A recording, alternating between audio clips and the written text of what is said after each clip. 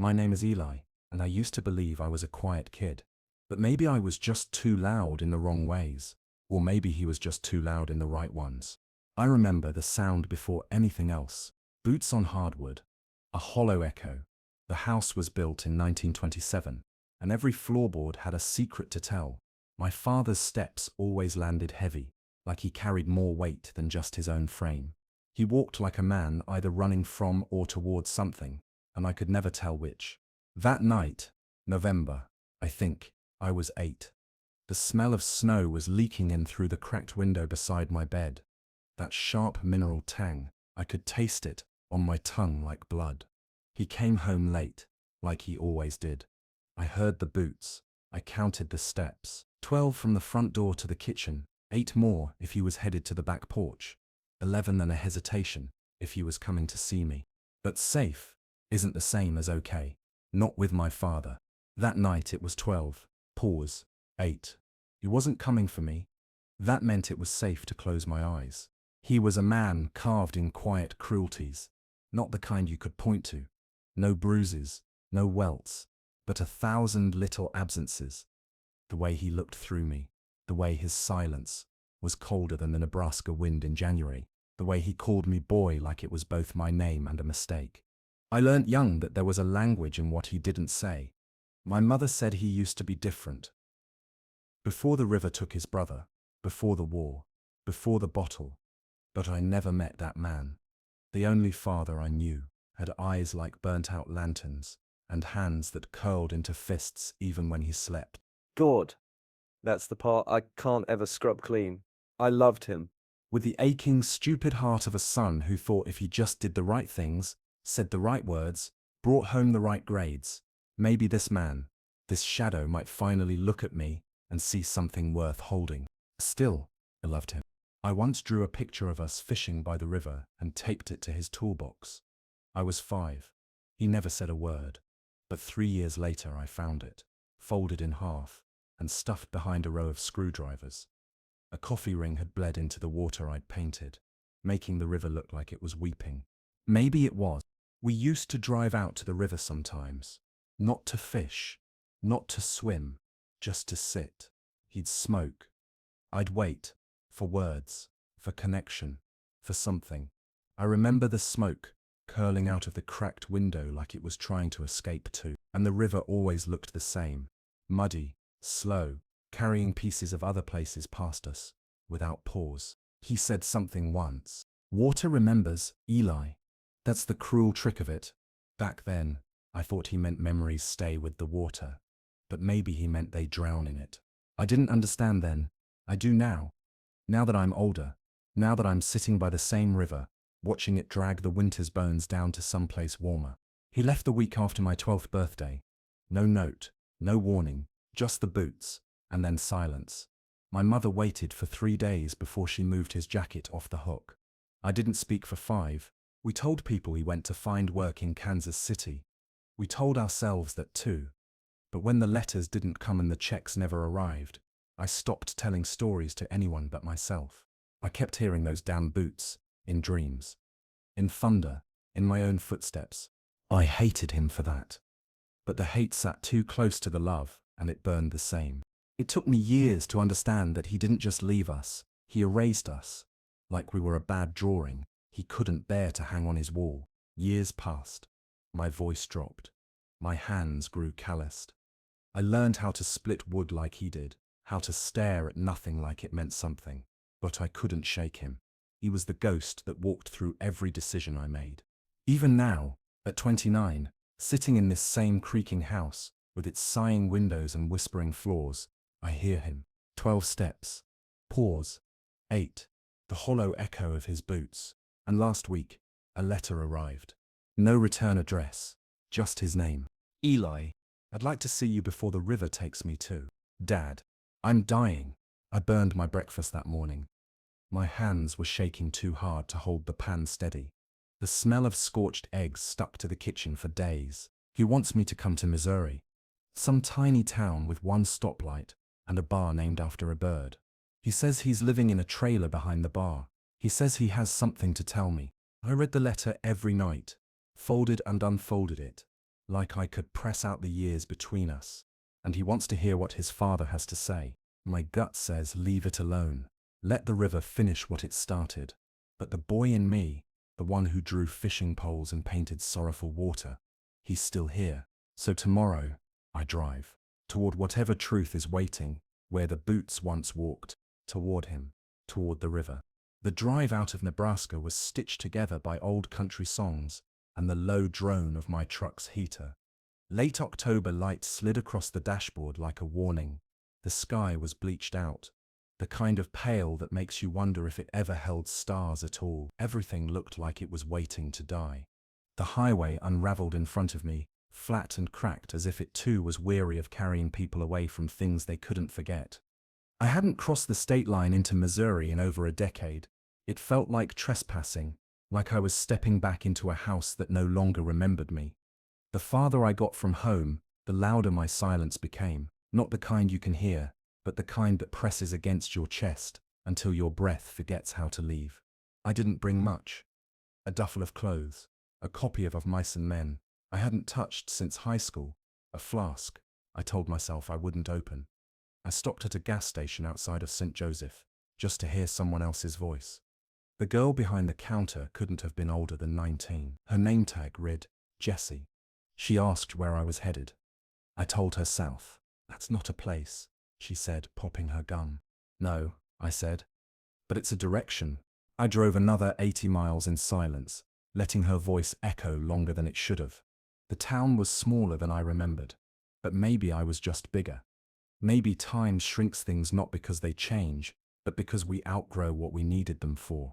One blinking yellow light, a diner that looked like it hadn't served hot coffee since Reagan, a rust-bitten water tower with the name of the town scrawled in paint that peeled like old sunburn, and the bar, the Raven's Nest. Its sign was swinging sideways in the wind, and the paint was feathered at the edges, like even the bird wanted to fly away. Behind it, a trailer sat on cinder blocks, faded blue, aluminum panels dented like someone had punched it hard in all the right places. That was where my father lived now. I parked but didn't get out.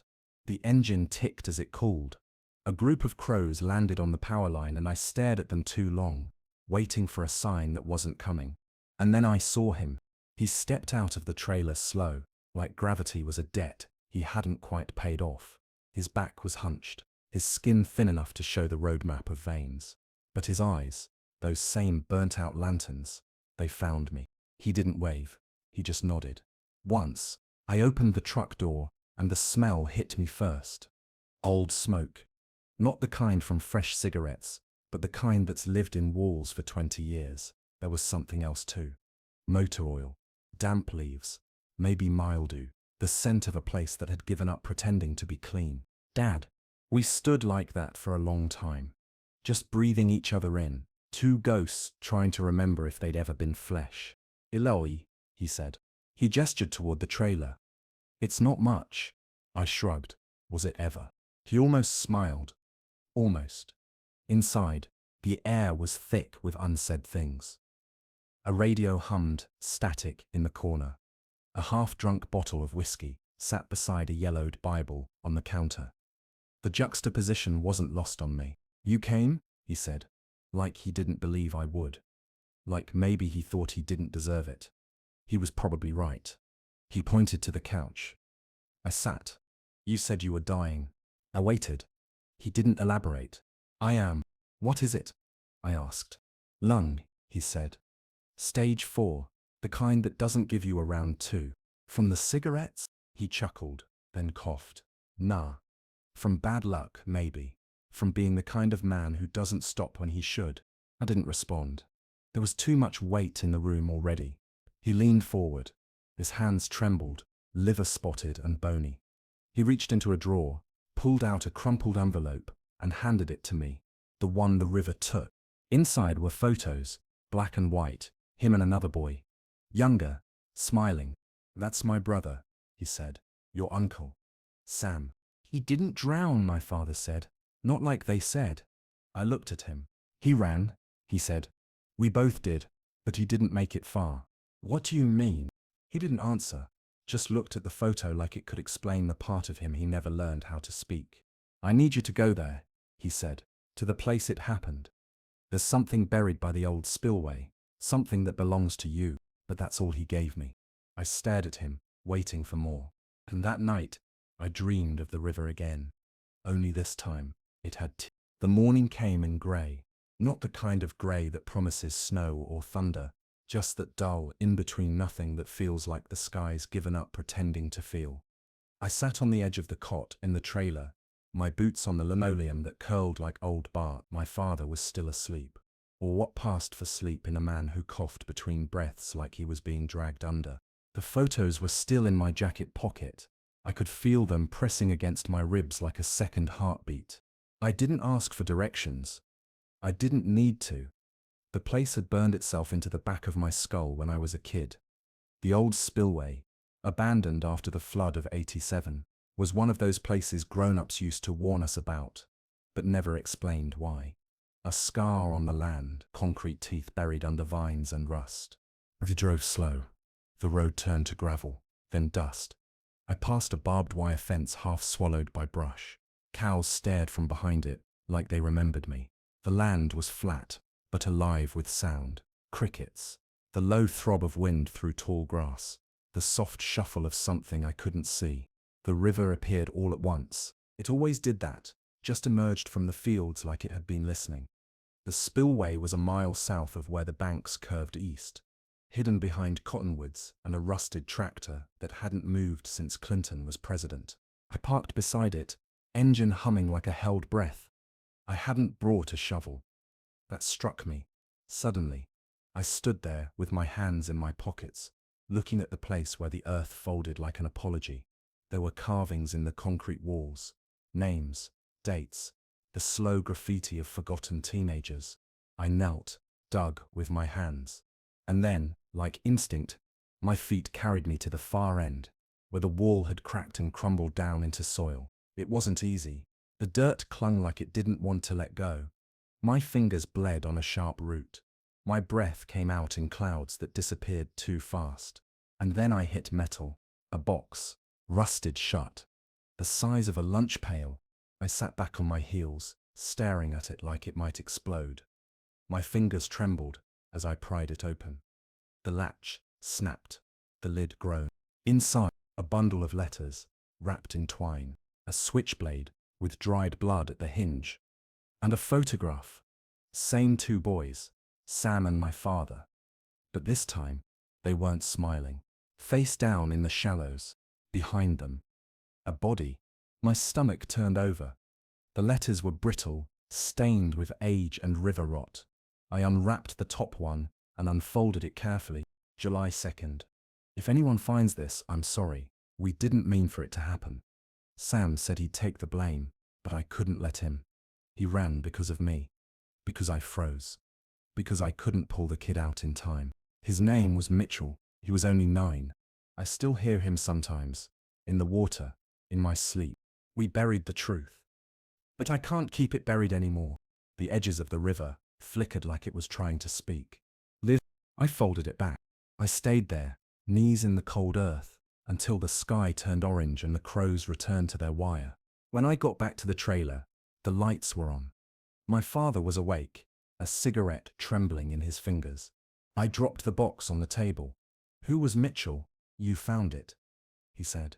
His eyes didn't move from the smoke. He was no one, just a boy. Wrong place, wrong time. The silence between us grew teeth. I looked at the man who raised me, who left me, who lied, and I couldn't tell which hurt more. His secrets, or the way he carried them, like they were all he had left. "You let them think your brother drowned. He might as well have. Then tell me." "There's more," he said quietly. "Not yet." And I realized then, he wasn't just dying. He'd been dying for years. It just finally had a name. He reached for the photo. His fingers hovered, then stopped. "I need a drink," he said. He passed out with the cigarette still lit. It was the smell that woke me. Something acrid, something hot. I thought it was a dream at first, the kind where you know you're running, but can't feel your feet. But then the smoke slipped into my lungs and dragged me upright. The trailer wasn't on fire. Not yet. He didn't wake, just mumbled and turned over. His face was soaked with sweat, lips cracked open, like whatever dream he was in had teeth. I watched him for a long time, but the ashtray had tipped onto the carpet. A small black blossom was spreading near his feet. I kicked the tray away, stomped the smoldering edge with the heel of my boot, and opened every window. Cold river wind flooded in, cutting the smoke with something bitter and clean. The barn was still standing, though barely. Roof bowed like a man in prayer. The wood sun bleached and peeling like old skin. I parked and walked in. The floor groaned like it remembered me. I didn't leave out of anger or fear. I left because I needed to breathe where the air hadn't been burned by him. I drove without knowing where I was going until I saw it, an old barn. I remembered from a summer we spent baling hay. Sam had been there too, always quick with a joke, always faster with a lie to protect someone else. Then I left. I climbed into the loft and sat where we used to throw pebbles at barn cats, and that's where I read the rest of the letters. It was all there, the old grain chute, the rusted hook in the beam we used to hang lanterns from, the initials carved in the loft post. Soyol, their brotherhood, their secret. The story unraveled slowly. Sam hadn't run away. Not at first. He'd stayed until the sheriff started asking questions. Until Mitchell's mother showed up crying every day at the riverbank, throwing breadcrumbs into the current, like she could summon his ghost. Sam cracked.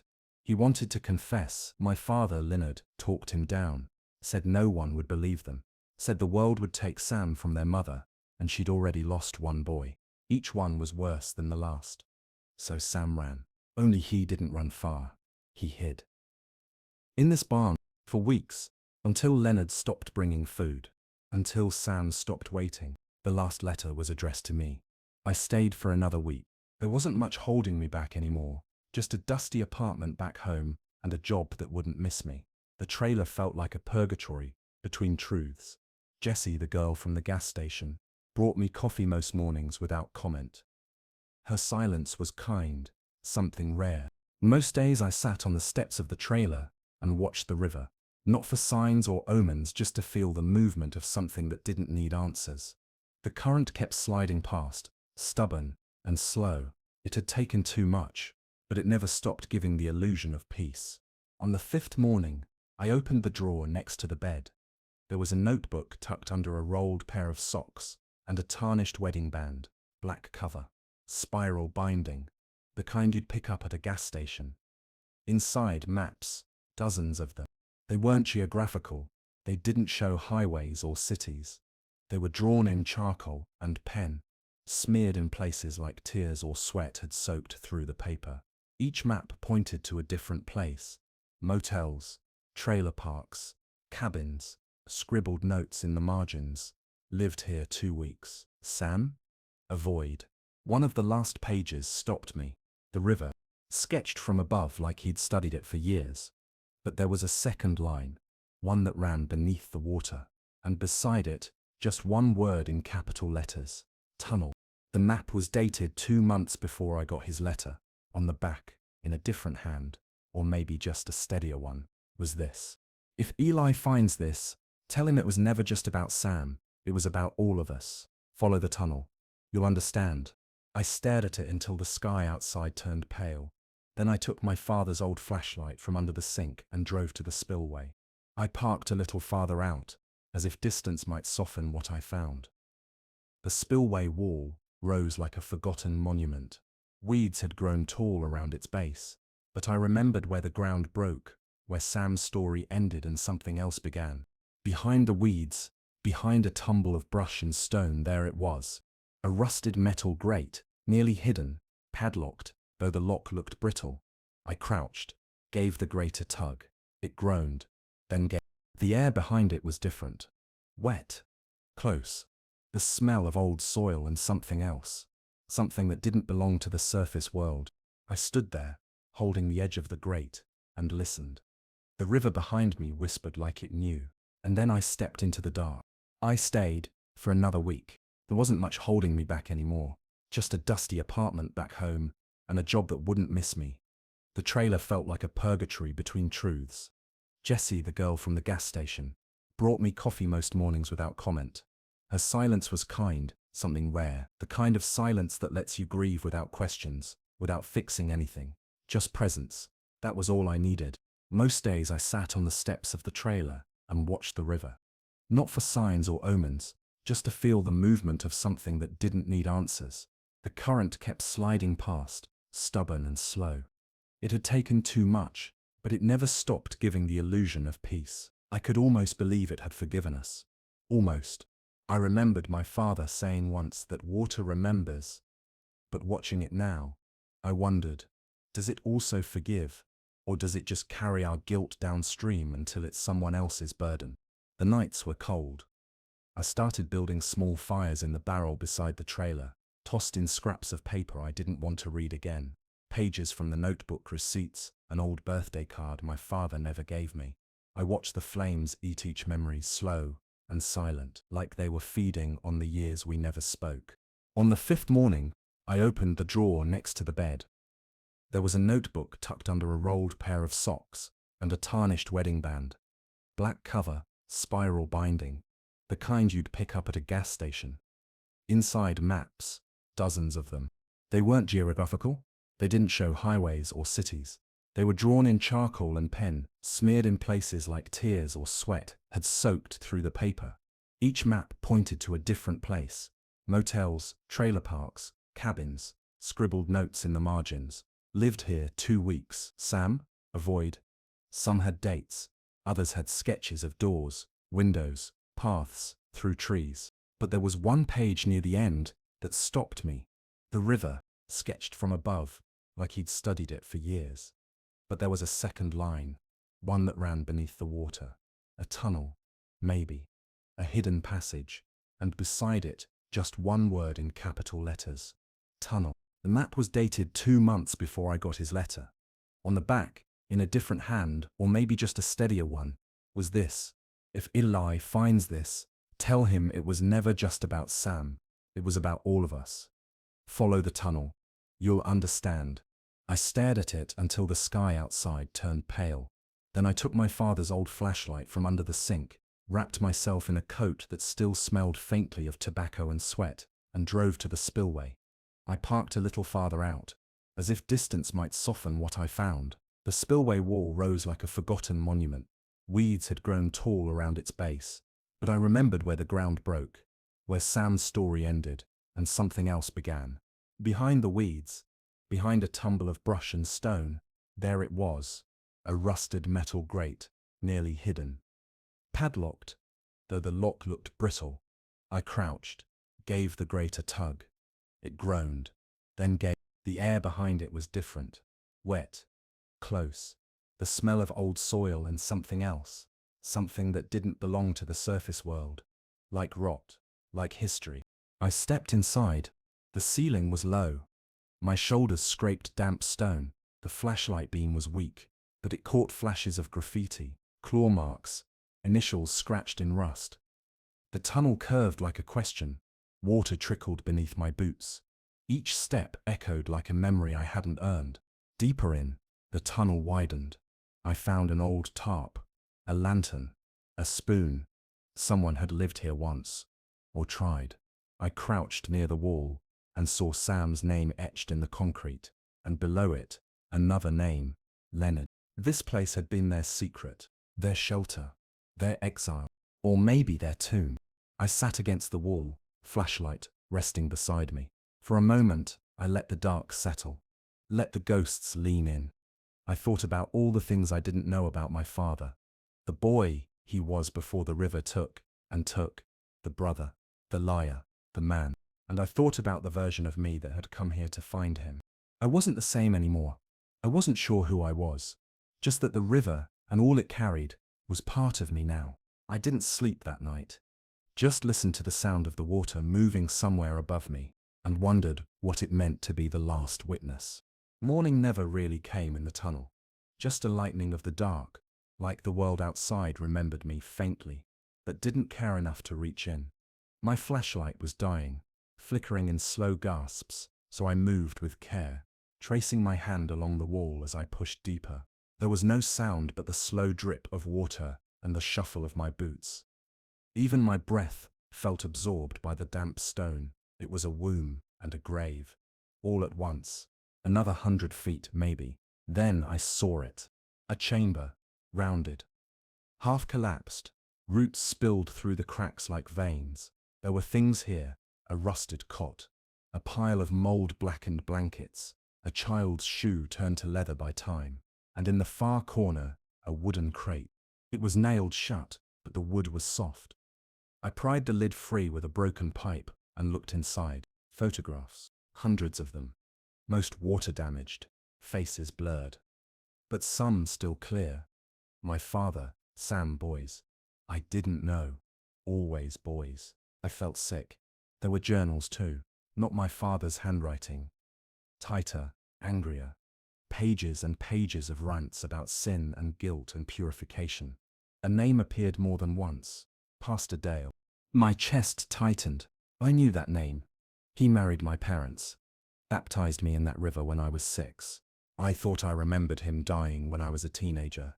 But now I wasn't sure what I remembered. The final journal entry read, Leonard wouldn't let me bury the others. He said if we covered it, it'd be like it never happened. But I see them. Every time I close my eyes, and if he won't pay for it, I will. I'm going to the river tonight. Maybe the water will take me too. There were no initials. Only a date, 1993. The year Sam disappeared. I sat with the box for a long time. Just sat. The water beneath my boots carried whispers. When I emerged, dusk was falling. The trailer was dark. Jesse's car was gone. I went inside, washed my hands, and stared at myself in the mirror. The river mud was in the lines of my palms, in my hair, under my nails. I couldn't tell where the tunnel ended, and I began. I took the crate to the sheriff the next morning. He listened, took notes, promised to investigate, but there was a weariness in his eyes, like he already knew which stories were allowed to live in daylight, and which ones the river was better at keeping. 2 days later, I went back. The tunnel was gone, collapsed, flooded. Maybe both. I stared at the water until my reflection vanished, until all I could see was the ripple of memory, breaking itself again and again. Then I turned and walked back toward town. I tried to leave. I packed the truck the next morning, duffel bag, Dad's notebook, the old belt buckle from Sam's grave. I even filled the gas tank, watching the numbers spin like I could trick myself into believing I had somewhere to go. But the town held me, not with force, with familiarity, with a grip that wasn't fingers, but memory. I passed Jessie on Main Street. She didn't wave, just gave me that look, a mix of pity and understanding I wasn't ready for. I nodded, and she nodded back.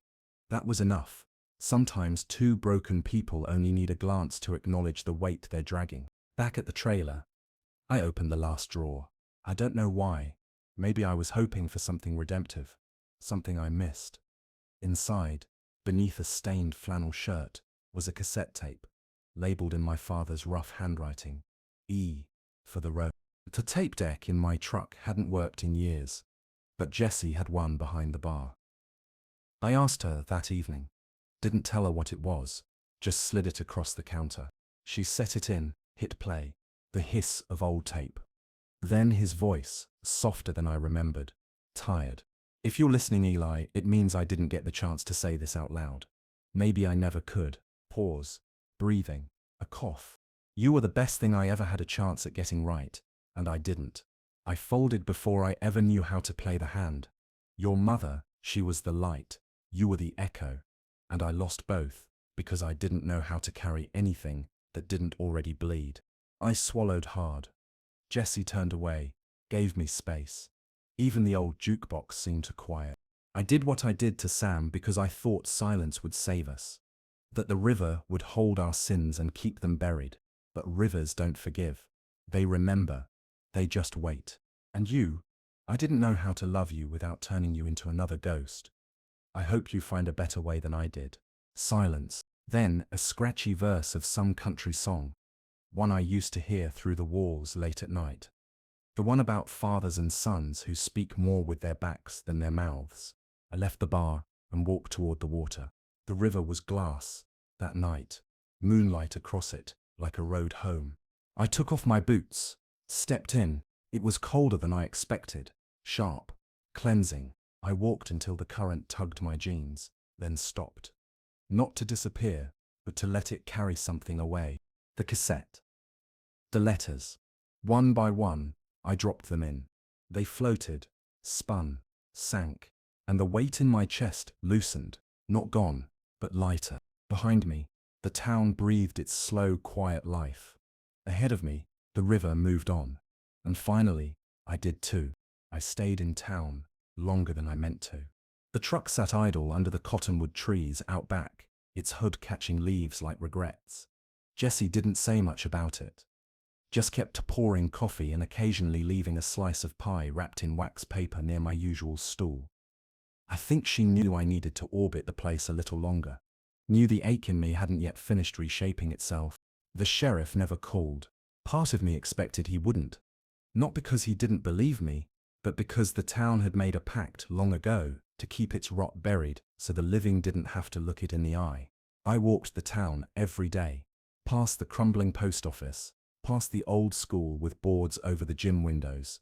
I walked because my father hadn't. He hid. I wanted to see the town whole, not just in fragments. I wanted to hold its sins in my hands, even if they weren't mine, and I kept ending up back at the river. One morning, fog hung so thick I couldn't see the other side. The trees were watercolor ghosts. I stood there with the chill biting through my jacket, and I thought, maybe this is what he saw. All those nights he came here, not just water, but a way to unsee everything else. I reached into my pocket and pulled out the belt buckle. Sam's. The last piece I'd kept. I turned it in my hands. It was cold, tarnished, and still held the shape of someone who trusted the wrong person. I considered throwing it in, but something stopped me. Some weight in my gut that said, no, not this, not him. Instead, I drove it to the barn. It was raining by the time I got there. Just a slow, steady drizzle. I walked to the grave I dug for Sam, knelt in the mud, and pressed the buckle into the soil above him. It felt like an apology that didn't need words. I won't let him bury you again, I said. The clouds didn't answer, but the rain softened. Back at the trailer, I found a letter tucked inside the notebook I hadn't seen before, folded between pages near the back. The handwriting wasn't my father's. To whoever finds this, he wasn't always a bad man. He tried to fix it near the end, but fixing doesn't erase the breaking. Remember that, we all have rivers. It matters what you throw in, and what you leave on shore. It wasn't signed. Maybe it was Sam. Maybe it was someone else. Maybe it was meant for me. That night, I packed again, for real this time. Jessie met me at the truck. We didn't hug, didn't promise anything. She just looked at me like she understood, then handed me a small box. Don't open it until you're far enough away you can't smell the water, she said. I nodded, got in, drove. The town disappeared in the rear view like breath on glass. 20 miles out, I pulled over, opened the box. Inside, a stone, smooth, black, river polished, and a note. This is the only piece of it you need to carry. I held it for a long time, let it warm in my palm. Then I put it in my coat pocket. Not to forget, but to remember that remembering doesn't have to mean drowning. The stone stayed in my coat pocket for the next 100 miles. I didn't look at it. I didn't need to. It was enough to feel it there, warm from my body, cool from memory, something that tethered me to all that had passed, but didn't demand I return. I drove until the sky shifted from bruised grey to an open, aching blue, through Missouri's back roads, across a bridge that spanned a different river, a clean one, smaller, but still humming with old stories. I watched its current and tried not to compare it, tried not to listen for my father's voice in the rapids.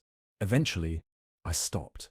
Not for gas, not for food, just stopped, pulled off onto a gravel shoulder, rolled down the window. The wind had a different sound here, a quieter language, no ghosts riding it. I stepped out and walked into the trees. A creek curved through them, shallow and clear. I sat on a stone at the edge, let the cold air rake through me, and I finally spoke aloud. Dad, No reply. Of course. I think I understand now. You weren't trying to escape us. You were trying to hide from yourself. And maybe that's the part I hate the most, that you thought we couldn't help carry it. A bird called overhead. A single high note. Then silence again. You should have trusted us. Trusted me.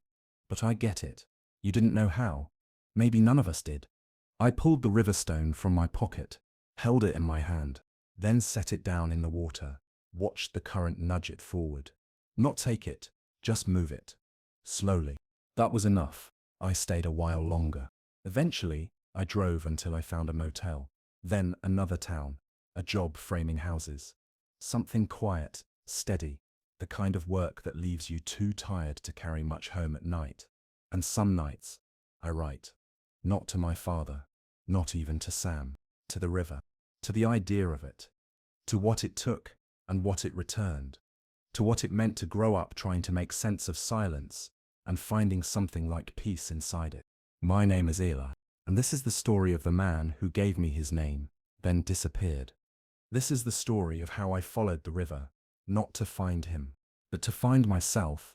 When the river was his, it was a grave, but when the river was ours, it became a mirror. Eli,